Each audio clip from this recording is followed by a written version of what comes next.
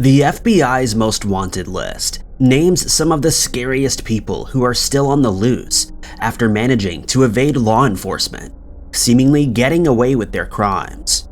But every now and then, these criminals are brought to justice, either with the help of the public or thanks to new evidence that emerges, and they're finally put to task for their misdeeds. Number 5. In 1994, Mahbub Pasha from Pakistan was working in a convenience store in Atlanta, Georgia, when he caught an unnamed man shoplifting from the store's shelves. He immediately phoned the police and locked the store's doors in an attempt to keep the man inside the store until they arrived. However, the shoplifter then became belligerent and an argument broke out between him and Pasha, at which point Pasha produced a weapon and fired at the man, hitting him. The man would pass away from the attack a few days later, and Pasha was taken in to be interviewed by Atlanta police. When he was told that he would be charged with ending the man's life, he asked to be excused so that he could use the restroom. He left the room and took the opportunity to make his escape.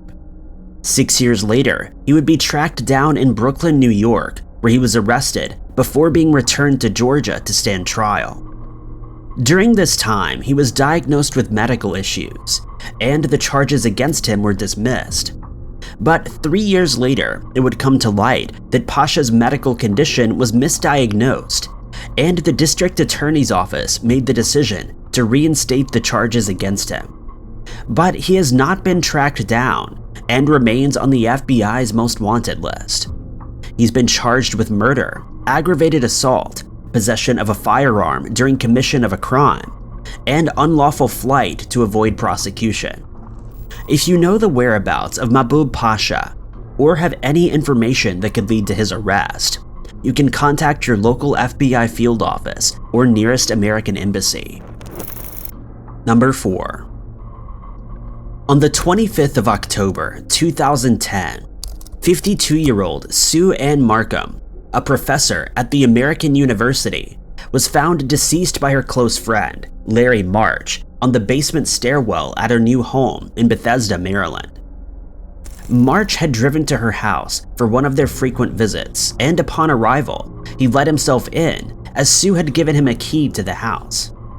He noticed that the place was in disarray as if a robbery had taken place, and he started to panic. When he couldn't locate Sue, he took to the stairs of the basement where he made the grisly discovery. Investigators noticed that her car, a Jeep Cherokee, was missing, and it would later be found that she'd succumbed to being struck in the head with the glass bottle. Police were able to extract DNA from under her fingernails, meaning that she fought back against her attacker. When police were able to locate her car shortly after, they found it was being driven by an 18-year-old man who denied knowing anything about it being stolen. He was further questioned by police, and he added that his older brother had found the car abandoned and decided to keep it. When his DNA was tested against that found at the crime scene, it didn't match Sue's attacker, and the man was set free. Later, investigators found that Sue had taken out a life insurance policy worth $500,000. The beneficiary of the policy was a man named Jorge Landeros, who she had met in 2005. Landeros had been teaching Sue to speak Spanish, and they used to do yoga together. In 2008, the pair opened investment accounts, and Sue gave Landeros money to invest on her behalf. After a series of bad investment decisions in a foreign exchange market, Landeros lost the money, which of course angered Sue. With the aid of an El Paso homicide detective, investigators managed to get a DNA sample from Landeros, and when it was tested, it came back as a positive match for the DNA found under Sue's fingernails. It's believed that after ending Sue's life, Landeros staged the crime scene to look like a robbery. The last time that he was seen, Landeros was teaching a yoga class in Mexico, but he could not be arrested as the Mexican government was still in the process of issuing a warrant. FBI investigators have stated that he's likely hiding out in Mexico, though he may have found a way back into the United States, as one of Sue's friends told police that she believes he's smart enough to continue evading arrest. Landeros will now be in his 50s. He's 6 foot tall with black hair and brown eyes and weighs approximately 200 pounds. He's considered as armed and dangerous, and anyone with information on the case is urged to contact the agency at 1-800-225-5324. Number 3. Lisa Ann Bequardez's family became concerned when she failed to pick up her children from their babysitter on the 27th of January, 2005. Her mother immediately thought that something was wrong, and after fetching the children, decided to check on her daughter. But Lisa's boyfriend had also grown suspicious and reached their house in Cobb County, Georgia, shortly before she did. And when he entered the house, he found that a large amount of biological matter was everywhere. They phoned the police, who searched the property and found Lisa deceased in a closet in the home. They then learned that shortly before moving in with her boyfriend, she'd split up with the father of her children, Guillermo Castaneda. Investigators believe that Castaneda had ridden his bicycle to Lisa's house on that day and confronted her as she was heading out. He then ended her life with a blade before fleeing the scene in her boyfriend's car. The car was discovered 12 days later, abandoned in a Walmart parking lot in Alabama. Castaneda immediately became a suspect, and he was charged with ending Lisa's life. Police would then learn that this wasn't the first time he had committed such a heinous act, as he had ended the life of another person in 2000 in Veracruz, Mexico. But Castaneda was nowhere to be found, and to this day, he remains on the run. He faces charges of murder, burglary, and armed robbery and theft. A warrant has also been issued charging him with unlawful flight to avoid prosecution. He's considered armed and dangerous and an escape risk. Anyone with information on Castaneda's whereabouts can phone the FBI at 1-800-225-5324 or contact the nearest American embassy or consulate. Number 2.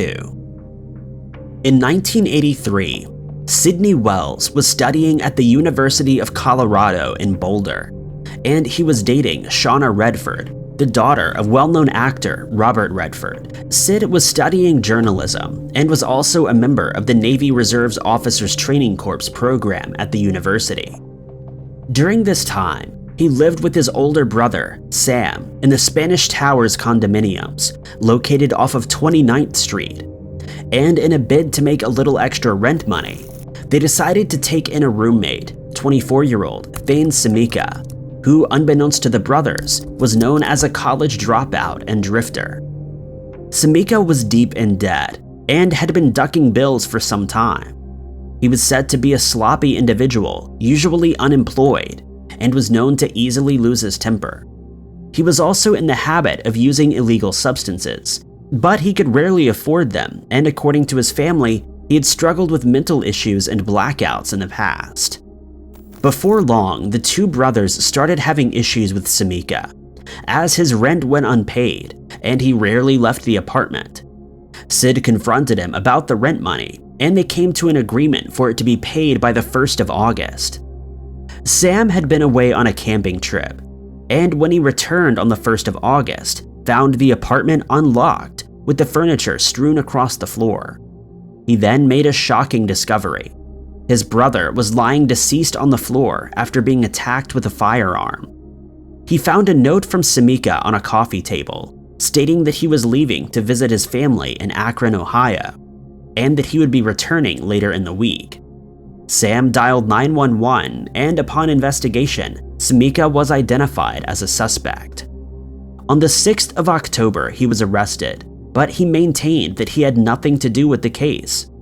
Samika entered a plea deal with District Attorney Alexander Hunter after it was determined that there was insufficient evidence to convict him.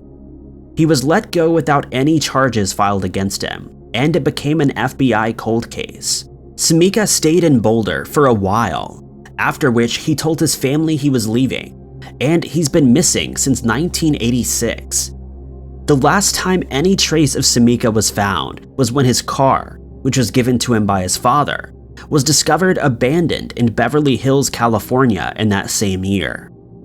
27 years later, a new arrest warrant was issued after new technology matched shells from Samika's firearm, which was left at the apartment, to those that were used in ending Sid's life. He has still not been caught, and anyone with information is asked to contact the FBI or contact the Boulder Police Department at 303-441-3333. Number 1. In October of 2001, Chrysler stylist and designer, 55-year-old Gordon Machek, was getting ready for retirement, and he and his long-term boyfriend, Jim Johnson, were in the process of designing their dream home just outside of Tampa, Florida. It was time for building to start at their selected site, and on the 19th of October, Jim headed to the property. Upon arrival, he checked in with Gordon, as they were in the habit of doing, and the following day, Gordon told Jim that he was going on a bike ride with a man named Eddie that he'd met at a nearby health club. The day after that, Jim tried to contact Gordon to clear up some questions that developers at their property had, but he was unable to reach him. On the 22nd, he received a call from one of their credit card companies who reported that there had been strange activity on Gordon's card in Mexico. Jim contacted Sue and Vic McCree, their neighbors back in Farmington Hills, and asked them to check on the house. Vic was out of town at the time, and so Sue headed over on her own while still on the phone with Jim. She reported that nothing seemed out of place, save for the fact that the garbage hadn't been taken out, and that a newly washed pair of green towels was in the dryer. Jim became uneasy, as he and Gordon never used those towels. When he learned that Gordon's medication that he needed on a daily basis was still in the fridge, he panicked, and Sue filed a missing persons report. Police went to the house and didn't find anything suspicious, but a second, more thorough search revealed that an old steamer trunk was missing from the house, and deep drag marks were found on the floor. A few days later, Jim found Gordon's planner with Edgardo Eddie Perez's name and number inside. They searched his house and found that he had been studying how to be a successful fugitive. They then learned that he had attempted to take money out of Gordon's stock account and had also used his credit cards. Gordon has never been found, and Perez remains at large to this day. Thank you guys so much for watching. If you liked this video, be sure to hit that like button. Also, don't forget to subscribe and click that notification bell to keep up to date with all of our future uploads. But I've been Ty Knotts, and I'll catch you guys in the next video.